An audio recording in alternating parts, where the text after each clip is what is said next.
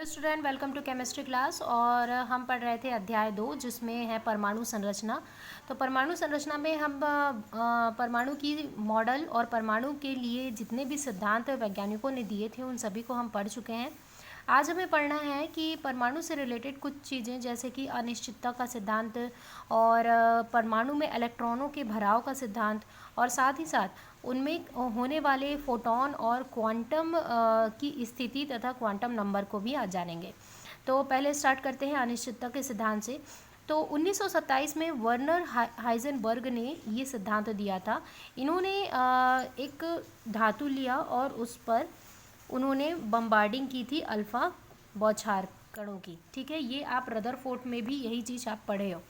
उन्होंने microscope electron microscope से सूक्ष्मदर्शी से जब देखा तो उन्होंने ये देखा कि इलेक्ट्रॉनों को इस तरीके से जब इसमें से फोटॉन निकल रहे थे, मतलब इलेक्ट्रॉन उत्सर्जित हो रहे थे उस सरफेस से या उस सतह से धातु की, तो जब उत्सर्जित हो रहे थे तो उसे उन्होंने फोटॉन कहा। और उन्होंने ये बताया कि या तो हम इलेक्ट्रॉनों की एक बार में स्थिति का पता लगा सकते हैं या तो उनके पोजीशन मतलब कि उनकी स्थिति का पता लगा सकते हैं या तो उनकी गति का पता लगा सकते हैं। ठीक है, तो उन्होंने ये कहा था कि हम एक ही साथ इलेक्ट्रॉन की स्थिति और गति दोनों का पता लगाना असंभव हो सकता है। एक बार में हम केवल या तो स्थिति बता सकते हैं इलेक्ट्रॉन कहाँ पर है या तो हम उनकी गति का गणना कर सकते हैं। दोनों का गणना करना एक साथ संभव नहीं है।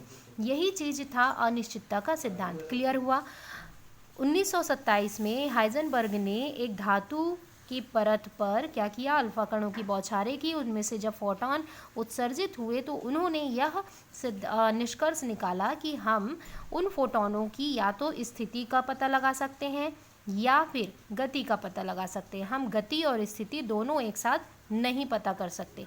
यही चीज़ था अनिश्चितता का सिद्धांत। तो इसको आप परिभाषा में लिखा हुआ है कि एक ही क्षण में इलेक्ट्रॉनों की स्थिति या संवेग का एक साथ सही निर्धारण करना संभव नहीं है। यही चीज़ मैं आपको समझा रही हूँ। जब इलेक्ट्रॉन की सही स्थिति निर्धारित होती है तो उसका संवेग अनिश्चित होगा। मतलब अगर हम इलेक्ट्रॉन की स्थिति पता कर लेंगे तो उसका संवेग नहीं, वो गलत होगा, और संवेग को पता करेंगे तो उसकी स्थिति गलत होगी। तो यही चीज़ हाइजेनबर्ग ने बोला था उसके गणितीय सूत्र पे। ठीक है, तो इनकी गणितीय सूत्र देखते हैं। स्थिति मतलब x और संवेग मतलब p। या तो स्थिति और संवेग उसके क्या होंगे, मान के बराबर होंगे गुणनफल के। जो इलेक्ट्रॉन के कोणीय संवेग होता है, ये कोणीय संवेग का मान है, कोणीय संवेग के बराबर होगा या तो उससे ज़्यादा मतलब उससे अधिक हो सकता है। तो ये दोनों हो सकता है, इसका मतलब बराबर है और इसका मतलब उससे अधिक है।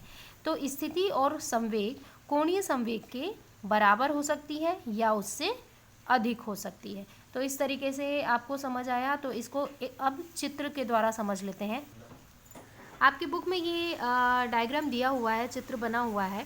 यहाँ पे हाइजेनबर्ग ने देखो एक धातु की परत ली, उस पर बम्बार्डिंग किया। तो यहाँ पे माइक्रोस्कोप के द्वारा जब उन्होंने देखा तो इलेक्ट्रॉन एक नए पथ पर वेग कर रहा है, मतलब कि नए मतलब बोल सकते हैं रास्ते पर वह गतिशील हो रहा है। और उत्सर्जित इलेक्ट्रॉन परावर्तित फोटोन जो है वो यहाँ पे दिखाई दे रहे हैं। मतलब परावर्तित फोटोन क्या कर रहे हैं, नए पथ पर वेग कर रहे हैं। तो या तो हम उसकी स्थिति पता कर सकते हैं या फिर हम उनके वेगों को पता कर सकते हैं। और अगर ये दोनों के जो बोल सकते हैं कि गुणनफल होते हैं, कोणीय संवेग के गुणनफल के या तो बराबर होंगे या फिर उसके अधिक होंगे। तो यही चीज़ आपको डायग्राम बनाना है नोट्स मैंने आपको लिखा हुआ दिखा दिया अभी। और ये आपका डायग्राम है, इसे बनाना। ये 4 मार्क्स के आते हैं बेटा। हाइजेनबर्ग के अनिश्चितता का सिद्धांत समझाइए। तो हाइजेनबर्ग ने एक ही चीज़ कहा था, हम एक ही साथ दोनों चीज़ों को, दोनों मानों को ज्ञात नहीं कर सकते। या तो हम गति करेंगे या गति का मान ज्ञात कर सकते हैं या तो हम उनकी स्थिति का पता लगा सकते हैं। ठीक है, तो यहाँ पे ये सिद्धांत खत्म होता है। दूसरे सिद्धांत की ओर चलते हैं। तो हाइजेनबर्ग के सिद्धांत तो हम पढ़ चुके, लेकिन अब उसके अनुप्रयोग भी देख लो। इस सिद्धांत को केवल सूक्ष्म पिंडों के लिए ही उपयोग किया गया, मतलब जो बहुत ही सूक्ष्म फोटॉन होते हैं उनके लिए ही उनकी गति को देखने के लिए किया गया। ये बड़ी वस्तुओं के जो पिंड होते हैं उनके लिए ये उपयोगी नहीं है ना। तो ये इसके लिए सीमाएँ हो गई और ये इसके इम्पोर्टेंट्स हो गए या उपयोग हो गए।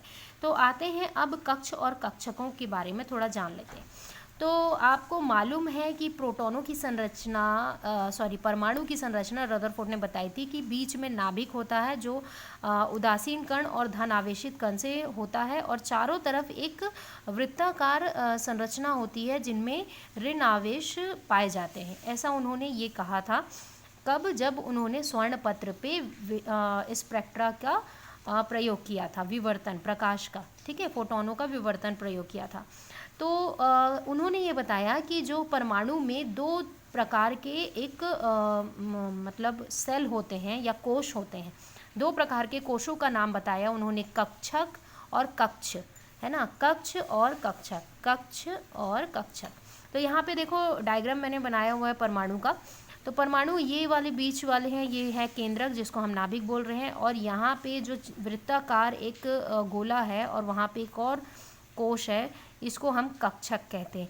जो ये कोश है ये होता है उपकोश, है ना, उपकोश को हम कक्षक कहते हैं, और ये जो गोल पूरी सर्कल है इसके कहते हैं हम कोश, जिसको हम कहते हैं कक्ष। क्लियर हो रहा है? कक्ष और कक्षक। कक्षक में इलेक्ट्रॉन उपस्थित होते हैं। एक कक्षक में 2 इलेक्ट्रॉन से ज़्यादा उपस्थित नहीं होंगे, और कोश में बहुत सारे कक्षक होते हैं जिनमें इलेक्ट्रॉन का भराव होता है। क्लियर हुआ ये चीज़? तो कक्षक जानते हैं कि नाभिक के आसपास का वह त्रिविम क्षेत्र जहाँ पर इलेक्ट्रॉन पाए जा सकते हैं या पाए जाने की संभावना होती है लगभग 90%, ठीक है, तो उन्हें हम क्या कहते हैं? कक्षक कहते हैं। कक्षक क्रमशः 1 2 3 सेल्स में होते हैं। एक मिनट, ये होते हैं कक्षक, कक्षक मतलब ये त्रिविम संरचना वाले, और इसमें जो ये गोले हैं ये होते हैं कक्ष, जिसमें इलेक्ट्रॉन उपस्थित होता है। क्लियर हो रहा है? तो यहाँ पे देखना कि जो त्रिविम संरचना में होती है इस तरीके से, वो होता है कक्षक, ठीक, और उनको हम कोश में गिनते हैं। जैसे 1, इसको हम मान लिए 1, ये हो गया 2, तो इसको मानेंगे K L, और कक्ष बना तो M, फिर N, इस तरीके से हम इनको परिभाषित करते हैं। K कक्षक को S उप कक्षक बोल सकते हैं, गोलाकार होता है, और L कक्षक को P उप कक्षक बोल सकते हैं, P उप कक्ष बोलते हैं ना, ठीक है, कक्षक हटा देना, जो डमरू आकार का होता है। उसी प्रकार M और N का आकार भी डमरू नुमा ही होता है। तो यहाँ पे कक्षक समाप्त हुआ। अब आते हैं कक्ष की ओर। तो एक चीज़ और है कि कक्षक दिशात्मक होता है। दिशात्मक मतलब इसमें जो कक्षक में जो वो पूरे के पूरे दिशा, देखो ये जो वृत्ताकार है ये एक दिशात्मक होती है। सभी के सभी ये जो कक्ष हैं, छोटे छोटे ये है यहाँ पे कक्ष है, वो एक ही दिशा में इस तरीके से घूर्णन करेगी, मतलब वामावर्त में ही घूर्णन करते हुए दिखाई देगी। तो ये दिशात्मक होते हैं, ठीक है। और इनमें जो इलेक्ट्रॉनों का भराव होता है, मतलब इनमें जो कक्ष होते हैं उनमें इलेक्ट्रॉनों का भराव 2 होते हैं, ठीक है। तो आते हैं अब कक्ष पे। तो ये यहाँ पे डायग्राम है, आपको यहाँ पे ये समझ आ गया, ये जो गोल संरचना है वो कक्षक है, और ये जो आपका ये वाला पार्ट है जिसके अंदर इलेक्ट्रॉन पाए जाते हैं वो कक्ष होता है, ठीक है। तो कक्ष वो होते हैं जिनमें इलेक्ट्रॉन की उपस्थिति होती है, और वह चक्रण स्थिति में होते हैं, मतलब एक वामावर्त में होता है, एक दक्षिणावर्त में। हर कक्ष में, मतलब ये वाले हर कक्ष में 2 इलेक्ट्रॉन होते हैं, एक इस तरीके की स्थिति में और एक दूसरे ऐसे, मतलब उल्टा, एक दूसरे के विपरीत दिशा में वो चक्रण करते हैं, ठीक है।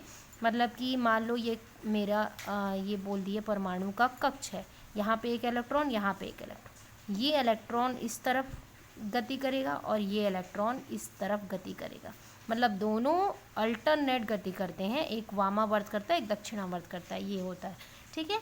सभी कक्षा वृत्ताकार आकृति की होती है, मतलब ये जो सभी कक्ष होते हैं वो वृत्ताकार इस तरीके की आकृति की होती है। कक्ष में इलेक्ट्रॉन एक ही तल में गति करते हैं। क्या होता है, कक्ष में इलेक्ट्रॉन जो होते हैं वो तल तो एक ही, यही तल है ना, ये वाले तल में एक ही तल में गति करेंगे, लेकिन वो विपरीत दिशा में करेंगे, यहाँ पे आप लिख सकते हो, लेकिन वो विपरीत दिशा में करते हैं। कक्ष दिशात्मक नहीं होता है, देखो ये दिशात्मक नहीं होता है क्योंकि ये क्या कर रहे हैं, अल्टरनेट घूम रहे हैं, ये इलेक्ट्रॉन इधर, ये इलेक्ट्रॉन इधर, तो ये इस तरीके से इस बॉल ऐसे कभी आधा कभी ऐसे ये घूमते हैं, तो ये दिशात्मक नहीं होते। तो कक्ष और कक्षक दोनों आपको समझ आ गया, दोनों के आपको हमेशा अंतर पूछे जाते हैं, तो आप चाहो तो इसको कॉलम करके भी लिख सकते हो, तो ये अंतर भी हो गया, और अगर पर्टिकुलर एक चीज़ पूछता है तो आप एक भी लिख सकते हो। तो यहाँ पे क्लियर हुआ, कक्ष और कक्षक जो परमाणु है, नाभिक है, ये वाला जो गोला है ये हो गया आपका कक्षक। इसमें जो एक और वृत्ताकार उपकोश होता है जिसमें इलेक्ट्रॉन का भराव होता है वो होता है कक्ष। क्लियर हो गया। तो ये दिशात्मक नहीं होते हैं, ये दिशात्मक होते हैं जो कक्षक होता है, और कक्ष क्या होते हैं, दिशात्मक नहीं होते। तो नेक्स्ट टॉपिक पे चलते हैं अगले वीडियो पे।